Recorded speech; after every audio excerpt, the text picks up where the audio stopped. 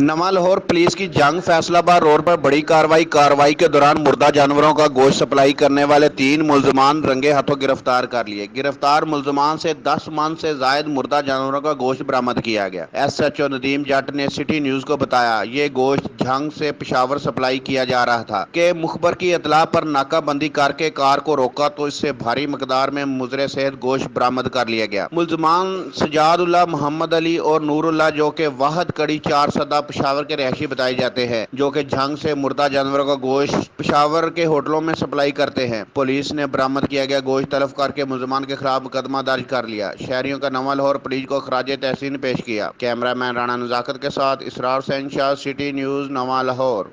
हम लाते हैं top news, आपके फेवरेट टॉक शोज और अनलिमिटेड एंटरटेनमेंट सिर्फ यूट्यूब पर।